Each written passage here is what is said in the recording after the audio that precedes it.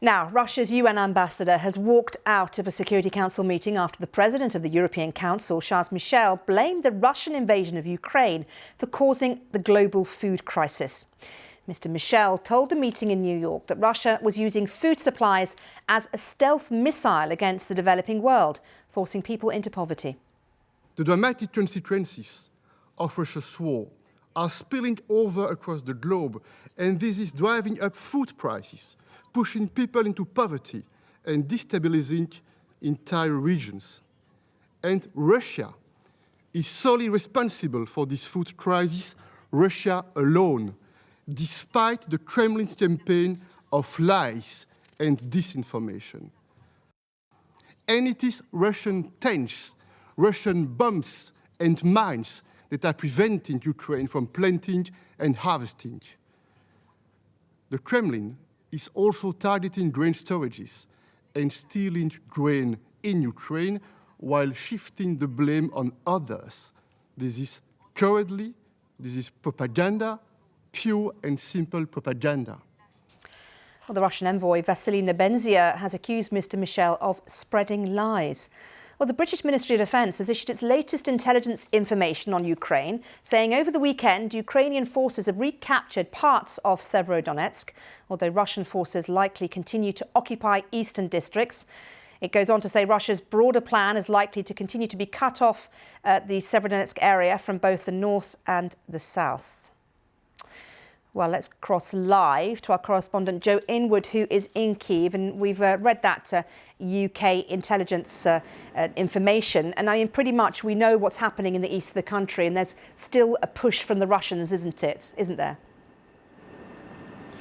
Yeah, absolutely. So this city, Severodonetsk, we've talked about so much over the last days and weeks. This is still the main focus of their attack. What isn't entirely clear is exactly what is going on in the city. Mobile networks are cut off. It's very hard to get reliable information. We have to rely on what both sides are saying. And maybe unsurprisingly, they both give rather conflicting pictures. It had seemed that the Russians were making a sort of inexorable push towards the river Seversky Donets. That's the river that sits in between Severodonetsk and its twin sister city Lysychansk on the other side of the river. But then over the weekend, the Ukrainians said they were making a counter-offensive and that they'd taken back half the city, as the British Ministry of Defence briefing was referring to there. But then yesterday, President Zelensky says the situation is very tough. They are outnumbered there. So it's a confused picture, but it does seem that the Russians are making some advances using heavy artillery, but both sides taking heavy losses in the process. And of course, we've just read a second ago about Charles Michel and the Russian envoy in the Security Council walking out because of accusations that Russia has caused this global food crisis. I mean, there is still huge pressure, isn't there, on supply coming out of Ukraine because of the war. Yeah, absolutely. Charles Michel really did not mince his words, he did not pull any punches. He was talking about how Russia is using this as a tool of war. And it really is worth pointing out the severity of the food crisis that's coming about as a consequence of this invasion.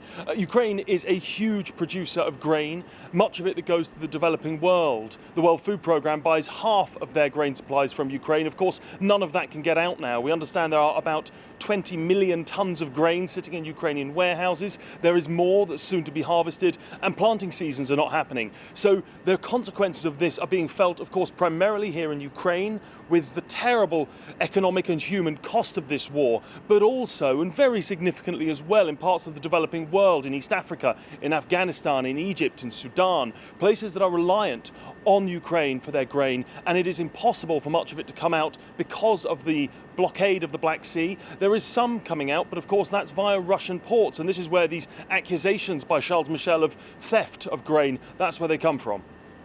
Joe, thank you very much. Joe Inwood there, our correspondent in Kyiv.